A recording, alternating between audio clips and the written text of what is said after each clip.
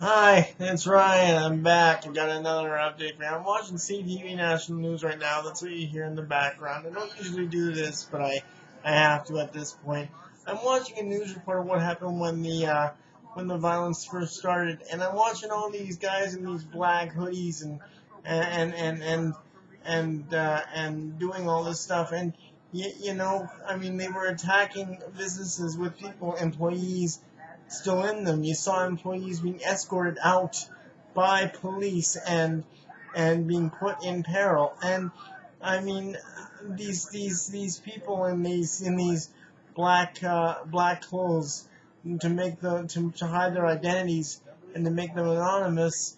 I just have to say it. They're nothing but a bunch of criminals. There's no other way to say it.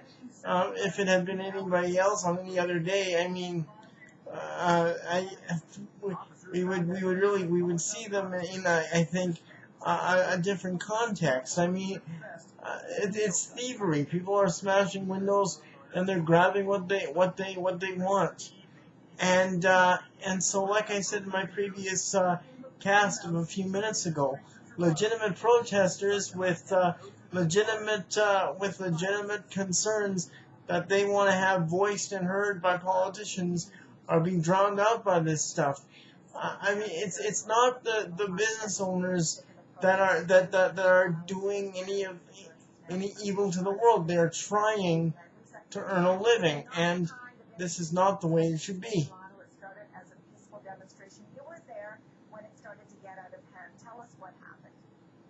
Well, I can tell you, Sandy, that when that peaceful protest of what, they're estimating was 10,000 people left Queen's Park and they were chanting and singing, within that group, I would say, within the first 10 minutes, we saw a small group of about 50 so-called anarchist black blocs with the balaclavas fully clad in black.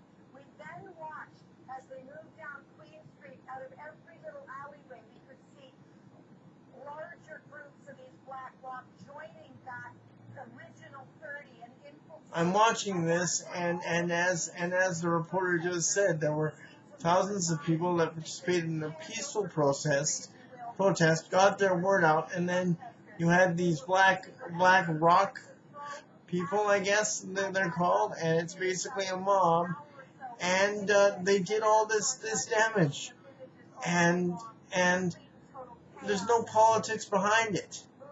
It's opportunism. It really is. Jumping on patrol cars.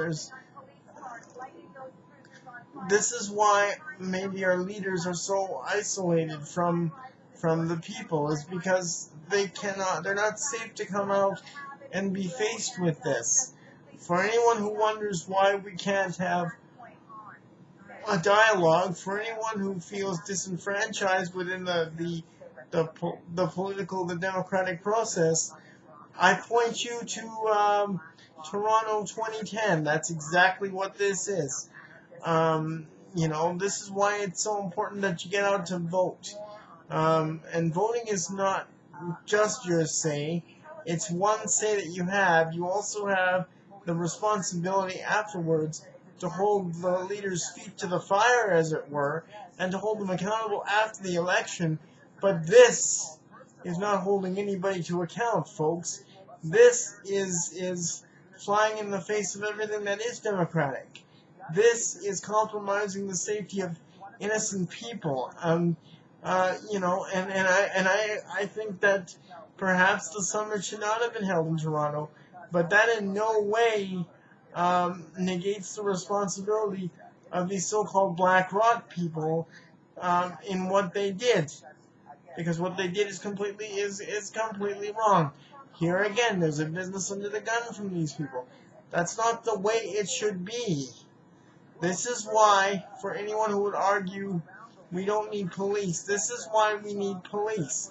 This is why we need laws. This is why we need politicians. And this is why uh, our political process is the way it is. We need our behavior to be regulated, and here's evidence right here.